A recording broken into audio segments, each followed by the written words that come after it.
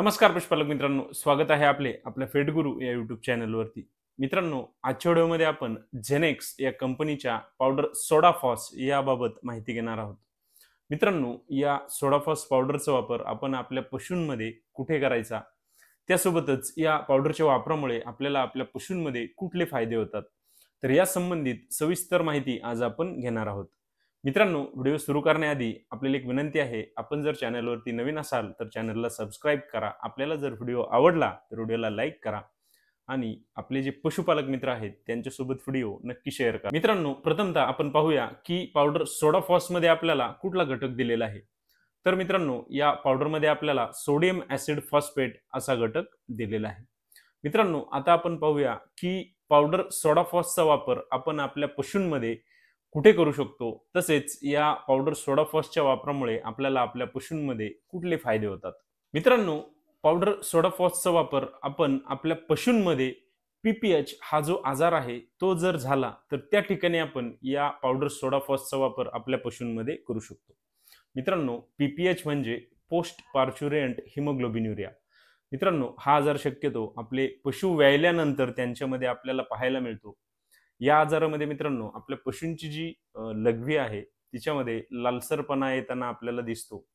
तर मित्रांनो, त्या ठिकाणी आपल्या पशूंच्या शरीरामध्ये फॉस्फरस जे आहे त्याची कमतरता ही झालेली असते.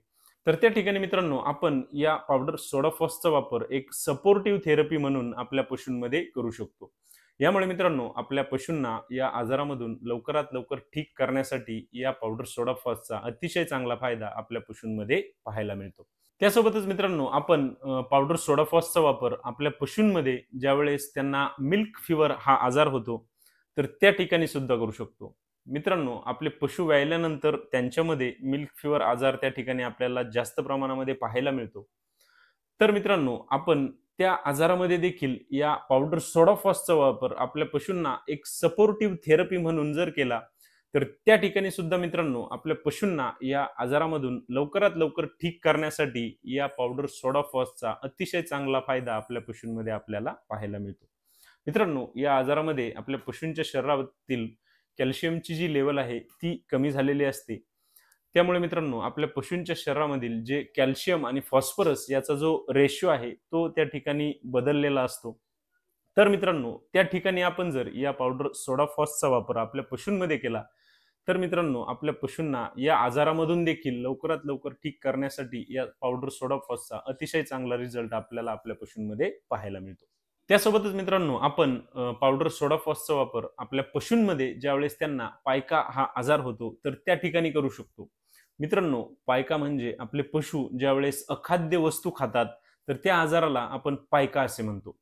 मित्रांनो, या आजारामध्ये आपले पशु जे आहेत ते माती चाटण्याच्या समस्या आपल्याला पाहायला मिळतात किंवा दगड चघळण्याच्या समस्या आपल्याला पाहायला मिळतात किंवा हाडे चाटणे किंवा मित्रांनो लघवी पिण्याच्या समस्या आपल्याला पाहायला मिळतात किंवा मित्रांनो चप्पल किंवा चमडे चाटणे किंवा चघळणे, तर यांसारख्या समस्या आपल्याला आपल्या पशूंमध्ये पाहायला मिळतात.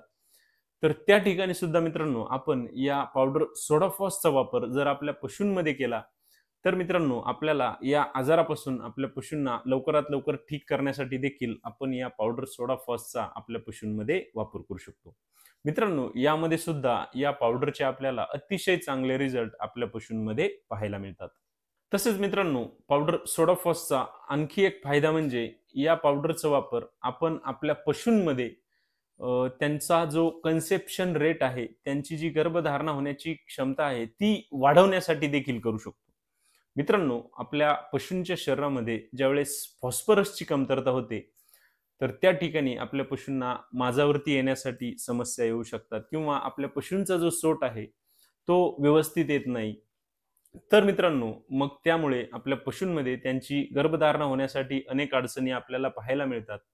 तर त्या ठिकाणीही आपण जर या पावडर सोडाफॉसचा वापर आपल्या पशूंमध्ये केला तर मित्रांनो, आपल्या पशूंना वेळेवरती माझावर येण्यासाठी आपल्या पशूंचा जो सोट आहे तो व्यवस्थित टाकण्यासाठी या पावडर सोडाफॉसचा आपण त्या ठिकाणी वापर करू शकतो. त्यासोबतच मित्रांनो, आपण या पावडर सोडाफॉसचा वापर आपल्या पशूंमध्ये जर वारंवार रिपीट होण्याच्या समस्या आपल्याला पाहायला मिळत असतील तर त्या ठिकाणी सुद्धा आपण या पावडर सोडाफॉसचा वापर आपल्या पशूंमध्ये करू शकतो. मित्रांनो, यामध्येही आपल्याला आपल्या पशूंना गर्भधारणा करण्यासाठी या पावडर सोडाफॉसच्या माध्यमाने आपण आपल्या पशूंमध्ये फायदा घेऊ शकतो. त्यामुळे मित्रांनो, आपल्याला जर आपल्या पशूंमध्ये त्यांना गर्भधारणा होण्यासंबंधित कुठल्या अडचणी असतील, आपल्या पशूंच्या शरीरामध्ये जर फॉस्फरसची कमतरता असेल, तर त्या ठिकाणी आपण या पावडर सोडाफॉसचा वापर आपल्या पशूंमध्ये नक्की करा. आपल्याला नक्कीच चांगले फायदे या पावडरचे पाहायला मिळतील. त्यासोबतच मित्रांनो, आपण पावडर सोडाफॉसचा वापर आपले पशु व्याल्यानंतर त्यांच्यामध्ये त्यांच्या दुधाचे उत्पादन वाढवण्यासाठी देखील करू शकतो. मित्रांनो, बऱ्याच वेळा आपले पशु व्याल्यानंतर त्यांच्यामध्ये फॉस्फरसची जर कमतरता असेल, तर त्या ठिकाणी आपल्या पशूंमध्ये त्यांचे दुधाचे उत्पादन वाढवण्यासाठी आपल्याला अडचणी निर्माण होत असतात. त्यामुळे मित्रांनो, आपण त्या ठिकाणी जर या पावडर सोडाफॉसचा वापर आपल्या पशूंमध्ये केला, तर त्यामध्ये त्यांचे दुधाचे उत्पादन चांगल्या प्रमाणामध्ये वाढवण्यासाठी देखील या पावडर सोडाफॉसच्या माध्यमातून आपण आपल्या पशूंना फायदा देऊ शकतो. मित्रांनो, पावडर सोडाफॉसचा वापर आपण आपल्या सर्व पशूंमध्ये करू शकतो. यामध्ये आपले गाभण पशु असतील किंवा दूध देणारे पशु असतील, तर त्यांच्यामध्ये देखील या पावडरचा वापर आपण आपल्या पशूंमध्ये करू शकतो. त्यासोबतच आपल्या कालवडी असतील किंवा आपल्या रेडी असतील, त्यांच्यामध्येही जर आपल्याला अशा कुठल्याही प्रकारच्या समस्या जाणवल्या, तर त्या ठिकाणी सुद्धा आपण या पावडर सोडाफॉसचा त्या ठिकाणी वापर करू शकतो. मित्रांनो, आता आपण पाहूया की पावडर सोडाफॉसचा जो डोस आहे, तो आपण आपल्या पशूंमध्ये किती द्यायचा? तर त्या ठिकाणी मित्रांनो, आपण जर या पावडरचा वापर आपल्या मोठ्या पशूंमध्ये करणार असाल, यामध्ये आपली गाई असेल किंवा म्हैस असेल, तर त्यांच्यामध्ये आपण साधारणतः 50 ते 100 ग्रॅम दिवसातून 1 वेळा याप्रमाणे या पावडरचा डोस आपण आपल्या पशूंमध्ये देऊ शकतो. तसेच आपण जर या पावडरचा वापर आपल्या पहिल्या वेताच्या कालवडी किंवा रेडी असतील, तर त्यांच्यामध्ये करणार असाल, तर त्या ठिकाणी साधारणतः 30 ग्रॅम दररोज 1 वेळा याप्रमाणे या पावडरचा वापर आपण आपल्या पशूंमध्ये करू शकतो. मित्रांनो, आजच्या व्हिडिओमध्ये आपण आपल्या पशूंमध्ये वापरल्या जाणाऱ्या पावडर सोडाफॉस याबाबत संपूर्ण माहिती घेतलेली आहे. या पावडरचा आपल्याला काय फायदा होतो, या पावडरचा वापर आपण कुठे करायचा, या पावडरचा आपण डोस किती द्यायचा. तर मित्रांनो, आपल्याला जर आजचा व्हिडिओ आवडला असेल, तर व्हिडिओला लाईक करा. आपण जर चॅनलवरती नवीन असाल, तर चॅनलला सबस्क्राईब करा आणि आपल्याला जर कुठल्याही प्रकारच्या शंका असतील, तर कमेंट बॉक्समध्ये मला नक्की कळवा. धन्यवाद.